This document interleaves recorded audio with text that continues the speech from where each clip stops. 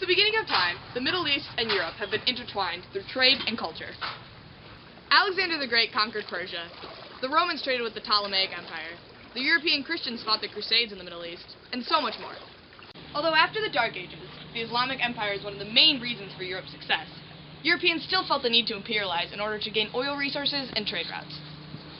It was the beginning of the end.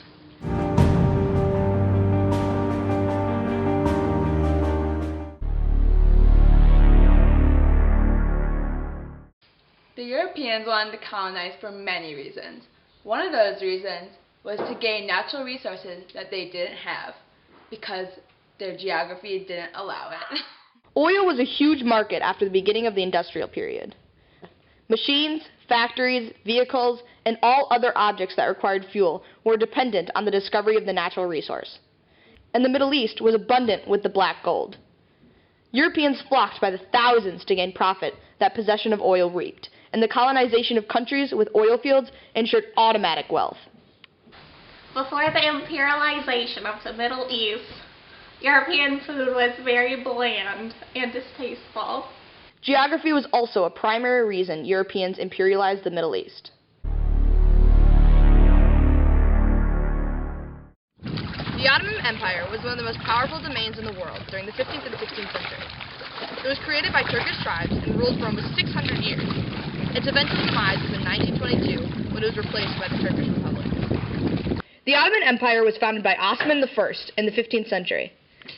It reached its peak of power, wealth, and influence under the reign of Sultan Suleiman I.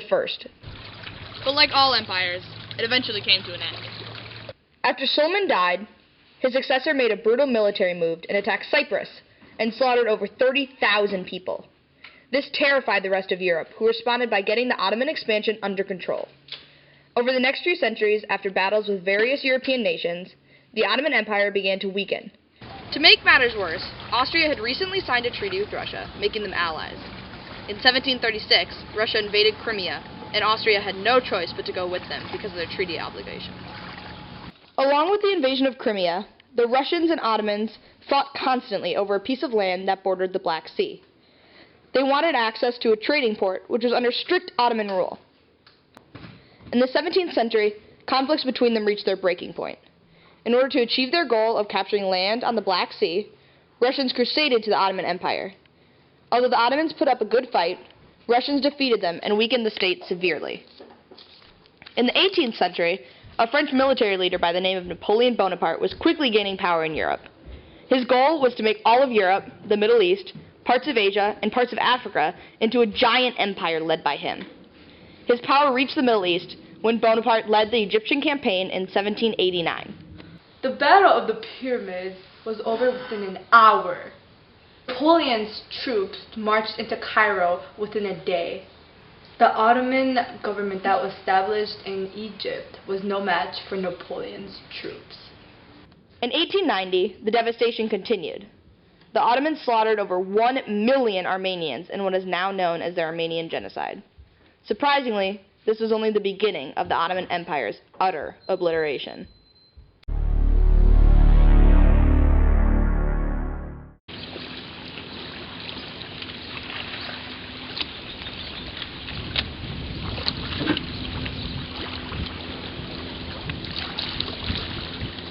The Ottoman Empire continued their downfall during World War I. They were on the losing side of the battle and suffered horrible reparations.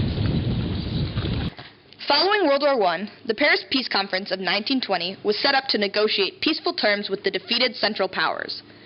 The conference divided the Central Powers' colonies and distributed them to other European powers. Paris Peace Conference led to a lot of imperialism because the territories that used to belong to the Triple Entente were divided up between the Allied powers. This division of territory resulted in the British Mandate of Palestine and in the creation of Iraq, Syria, Lebanon, and Jordan as nation-states. Under the Mandate system, a territory that had formerly been held by Germany or the Ottoman Empire was placed under the control of the League of Nations. The administration of that territory was given to one of the victorious nations until the territory could govern itself.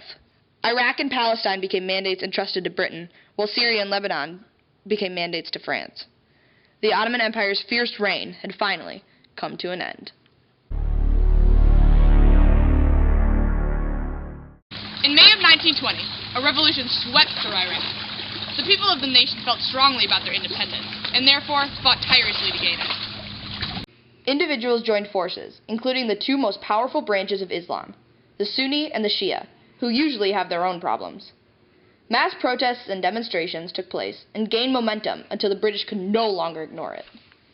The Brits soon reclaimed their authority through violent and brutal methods. The War Secretary during that time, Winston Churchill, issued an air raid and reinforcements to aid the struggling soldiers. Tear gas was also an alleged battle tactic Brits used to maintain order among the tribesmen. The rebel army soon lost access to supplies and had to surrender in October of the same year.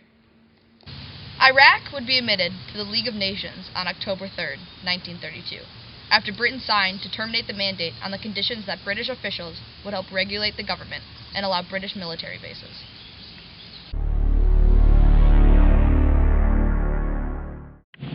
The Balfour Declaration gave territory to Britain to make a homeland for the Jewish population of the Middle East. However, the document also promised to maintain Arab citizens' religious and civil rights, which would ultimately be the beginning of a century-long conflict. Nationalist movements still began to form by both Arabs and Jews. In 1936, Arab people revolted against the British government and demanded independence. They called the General Strike in 1936 as an anti-Jewish and British boycott. By 1937, British had a sufficient advantage over the revolutionaries. Approximately 5,000 Arabs as well as several hundred Jews were killed in the violence. The revolt lasted until 1939, when Arab forces were overpowered and defeated. The Jewish insurgency began as the Arab revolt ended. With the Second World War underway, many Jews started to look for refuge. When they were denied access to what was claimed as their national home, many began to enter illegally. On November 29, 1947, the organization implemented the Partition Plan, dividing Palestine into two separate states. The Jewish state would be called Israel, and would accept the partition if it was recognized as an independent state. Israel was accepted into the UN and claimed its independence on May 14, 1948, and the British lifted its mandate over the two states. The Arabs around Israel did not like the new country and saw it as European colonialism. On November 5, 1988, Palestine was finally declared an independent nation by the Palestinian Liberation Organization. They claimed Palestine never had complete sovereignty over a specific territory until then.